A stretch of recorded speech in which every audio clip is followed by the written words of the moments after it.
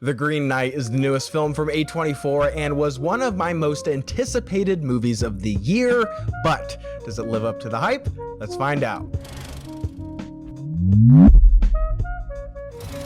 Director David Lowery has returned to the prolific indie film studio A24 after releasing A Ghost Story all the way back in 2017, and although that was a film that I was a bit lukewarm on, this movie I could not help but be absolutely psyched to see The Green Knight. The first trailer for this movie absolutely blew me away. This film looked like such a breath of fresh air and would bring such a unique perspective to a story that is over 700 years old. And I am so glad to say that this film completely delivers on that promise and then some. David Lowery absolutely knocked it out of the park with The Green Knight. I absolutely loved this movie, and it will, in all likelihood, be one of my favorite films of the year. One of my favorite components about this film was its tone. Lowery, as well as the score to this movie, are really able to capture this quietly sinister tone, which leads to this uneasy feeling throughout the movie.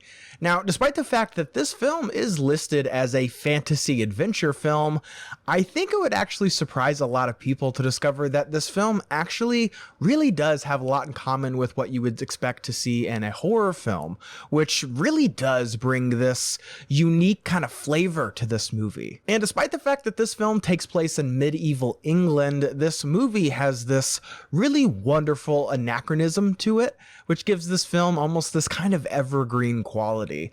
And not only due in part to the costumes of this film, which do feel like this brilliant mix of modern fashion and medieval garb, but also the way in which Lowery is able to truly deconstruct this myth. Because The Green Knight truly is this fascinating deconstruction of the idea of the noble knight. Now, even if you are unfamiliar with the tale of Sir Gawain and the Green Knight, this film does have this kind of universal quality to it, and this is a story that you probably have heard before, whether you know it or not. A lot of plot points in this movie are just kind of like straight up the hero's journey, the Joseph Campbell hero's journey.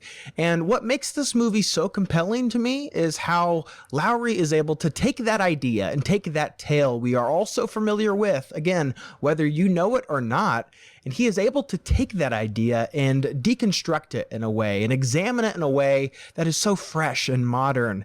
And it asks questions of how this nobility is even achieved, at what cost is it achieved, and if obtaining this sense of nobility is even worth it at all. And ushering these ideas along and bringing to life this wonderful screenplay by David Lowery as well is a cavalcade of incredibly talented actors who absolutely crush it in this movie. Bravo to Louise Keeley, the casting director on this film, because wow, this movie, it's just cast to a T. And what really impressed me with The Green Knight is how Lowery goes about illustrating and asking these questions of the audience and to the characters. What really impressed me here is how Lowery goes about illustrating and asking these questions of not just the audience, but the characters as well.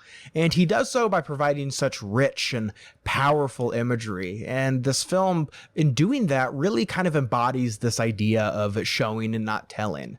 And I think there really is something to be said here and something to be applauded here by how Lowery trusts the audience and in providing us with just enough to allow these ideas and these motifs to still be effective and clear, but doing so in a way that allows room for discussion and interpretation. Because this is not a movie that gives you all the answers. It's an art house movie through and through. And make no mistake, this is not an action movie about this cool badass knight doing cool badass things. No, this is a film that takes the idea of this noble knight and really illustrates how one can even go about achieving that title and the trials they must face in doing so. This point is actually illustrated really well in one scene in which a character talks about the very idea of the Green Knight, what that title means, what the color means, and all of these ideas and how they play into this motif. It's really one of my favorite scenes in the movie. And I think it is really rare to see a film where you just truly feel like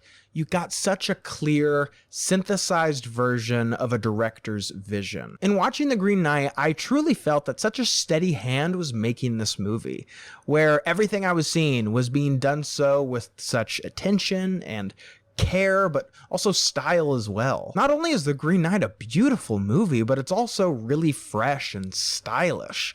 I truly cannot recommend this movie enough, and I do so fully recognizing that this movie, it's not going to be for everyone, but if you think it might be for you, I promise you will not be disappointed. So did you guys see The Green Knight? What did you think about it? I'd love to hear where it ranks for you in regards to A24's other movies. And again, guys, thank you so much for watching. I hope you liked today's video. And if you did, make sure you click the link down below so you can subscribe to my channel to see more movie reviews and movie related things.